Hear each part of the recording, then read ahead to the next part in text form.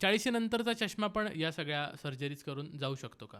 हो, 40 नंतरचा चष्मा हा एज रिलेटेड असतो. याला आपण प्रेस बायोपिया असं म्हणतो आणि तो जसं वय वाढत जसं तो वाढत जात असतो. म्हणजे आपल्या डोळ्याच्या आतले जे मसल्स असतात ते वयानुसार वीक होतात आणि मग जवळचं बघताना ती जी काही कॉन्सन्ट्रेट करण्याची आपली जी कॅपॅसिटी असते ती कमी व्हायला लागते. मग ती कॉम्पन्सेट करण्याला आपल्याला नंबर किंवा चष्मा वापरावा लागतो जो प्लसमध्ये असतो आणि त्याला आपण प्रेस बायोपिया म्हणतो. तर प्रेस बायोपिया सुद्धा आत्तापर्यंत हे करेक्ट करण्यासाठी असं सोल्युशन असं डायरेक्ट नव्हतं, त्याला चष्मा लावायलाच लागायचा. पण आता जे नवीन झाईसकडनं जे आपल्याकडे जे प्रोसिजर आलेलं आहे की ज्याला आपण प्रेस बियॉन्ड असं म्हणतो, या प्रेस बियॉन्ड या प्रोसिजरने आपल्याला दूरचा आणि जवळचा दोन्ही चष्मे आपल्याला घालवता येतात. म्हणजे आपण ती पहिले टेस्ट करून बघतो, त्या व्यक्तीला आपण सिम्युलेटेड व्हिजन देतो, म्हणजे की लेझर केल्यानंतर त्याला कसं दिसणार आहे ह्याची ट्रायल देतो आपण आणि मग जर त्या व्यक्तीला ते अडॅप्ट झालं तर मग आपण ती प्रोसिजर करतो. फक्त ह्याच्यामध्ये काय असतं की या प्रोसिजरमध्ये एक न्यूरल अडॅप्टेशन म्हणजे आपल्या ब्रेननी त्या इमेजला अडॅप्ट होण्याचा पण एक प्रकार असतो. म्हणून आपण ते सिम्युलेटेड व्हिजन देतो की त्या प्रत्येक व्यक्तीच्या ब्रेनला ते अडॅप्ट होतंय की नाही बघायला आणि मग ते जर अडॅप्ट झालं असेल